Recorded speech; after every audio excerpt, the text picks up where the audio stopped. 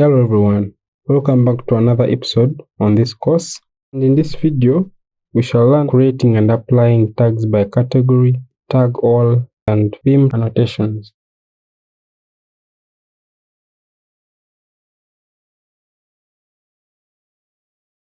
Tag by category lets you tag a single element based on what it is. Let's say a floor, rebar, or a column. You can set your tag to specify which parameter of the element it should display, whether it's the type name, it would be a description, whichever. Then this automatically places tags on visible elements of a category. For example, head over to the foundation level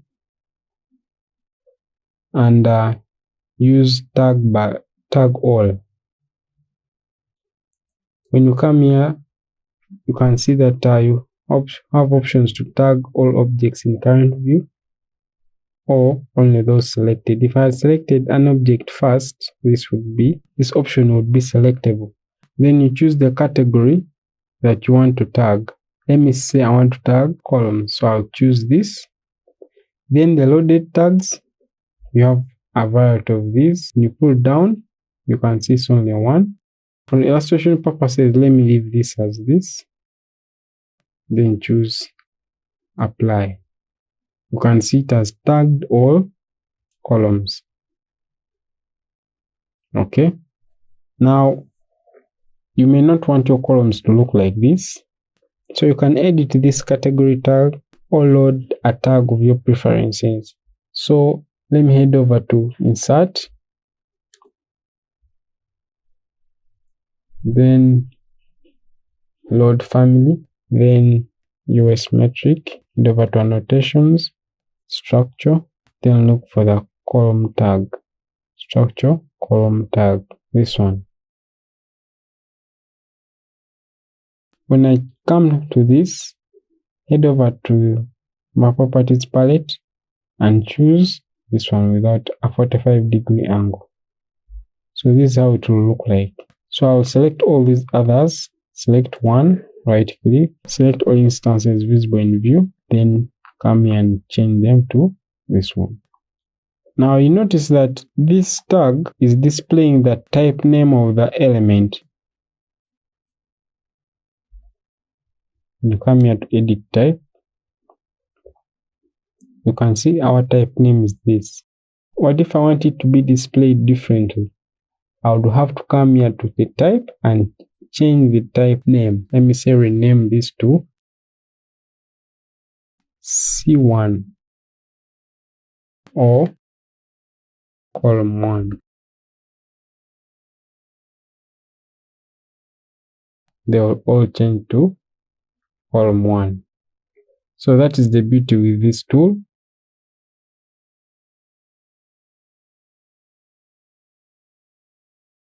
So I'll select all these tags like that, then adjust the position.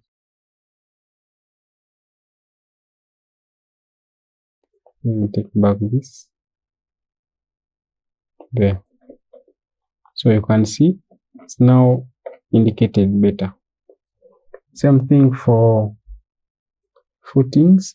Come here, tag all, head over to structure, foundation, say okay. So it will tag even the strip footings, but let me say I don't want these tagged. So you come here and remove the tags for the strip footing. Then I want to rename my footing. Let me say I'll call this F1. Okay.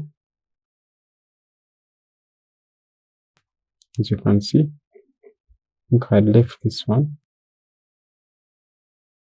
Then I also have a combined one here. I'll edit this to F2.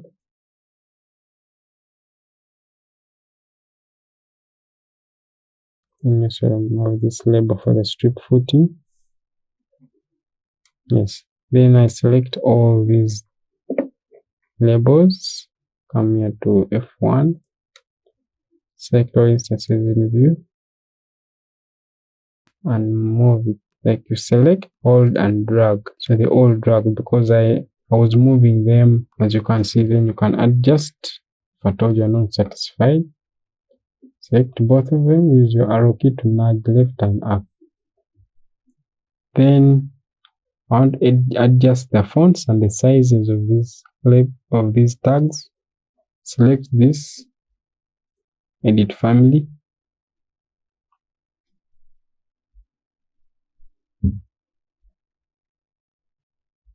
Then when you click the tag, on the left here, come to edit type. Then adjust the font. It says ISO. My project font. Let me increase this to 4. You can make it bold if you want. It's transparent. It has no leader and it has no border and border offset. The tag, let me use this color. Then come here to load into project and close. Do you want to save changes? I think I don't want to. So as you can see, they have all changed. Same thing for this. Edit family. Select the tag, edit type,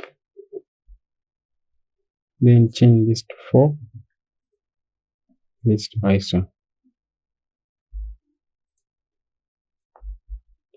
So if I load here, it will change all of them. If I load here and choose no, it will change all of them like that. And now you notice that this tag labels the column with its type name. Now, how about if I wanted to include the dimensions of the element to the tag without necessarily having to adjust the type name by including the dimensions in the type name? I will head over, let me see, to this tag here. Head over to edit family. Then when you select this label and come to edit label here, you realize that the only parameter here is the type name. So I'll head over to the left and look for the length and the width, like that. Now the parameters have to be here for you to load them this side. If they are not included, then it means that element doesn't have such a parameter. Now, creating families is beyond the scope of this course, but I wanted to just bring this up. It's not a hard concept, so stay with me. When you head over to the sample value, this shows you how this tag will look like. Let me illustrate this with, say, F1. So I want my tag to look like this. I want it to have F1, the type name, then in brackets, the length times the width. Actually, let me include the depth also, which is thickness, foundation thickness here. So let me put a sample value, say 2000 and 1500, and this as 500. So this is how it will look like. Let me add the brackets. So this is a suffix, then, this is a prefix, a bracket before the length, and a suffix after the thickness.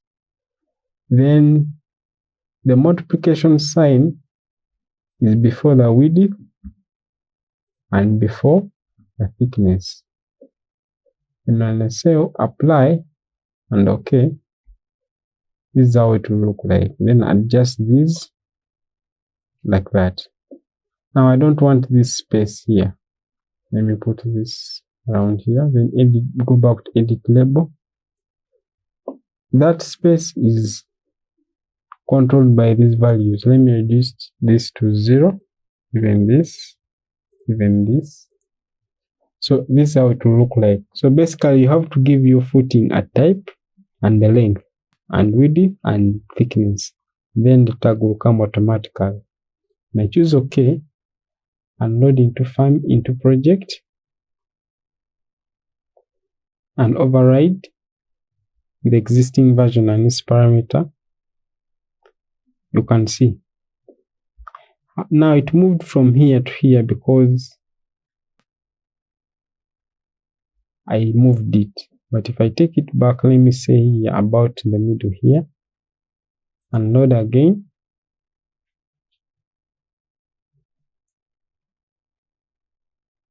that's how it is.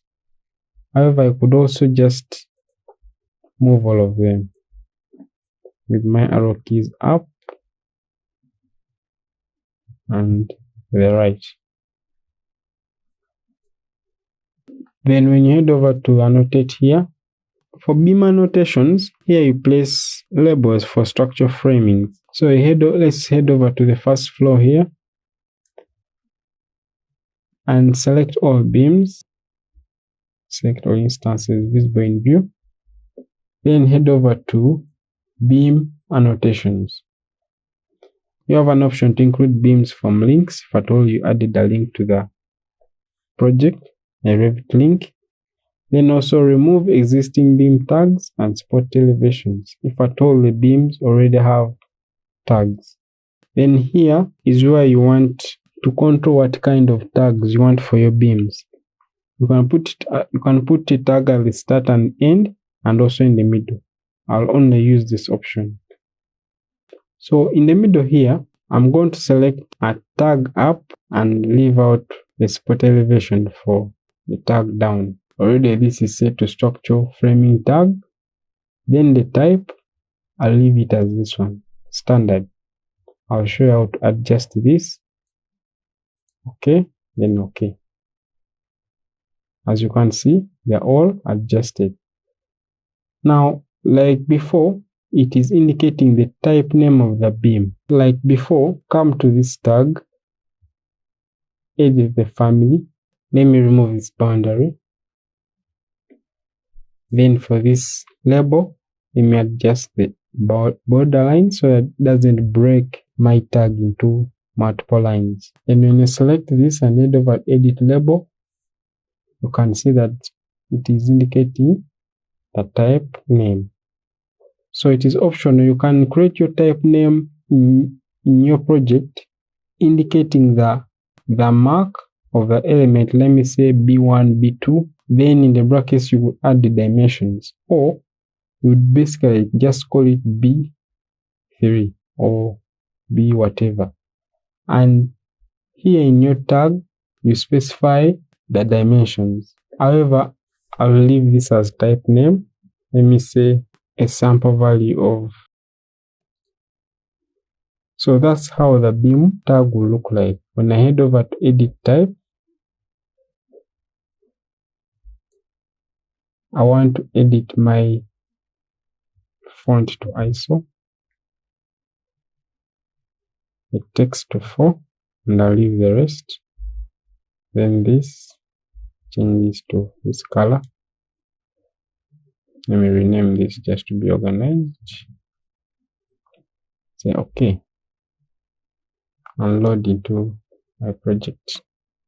So you can see the project you are loading into. If you have very many, this will appear.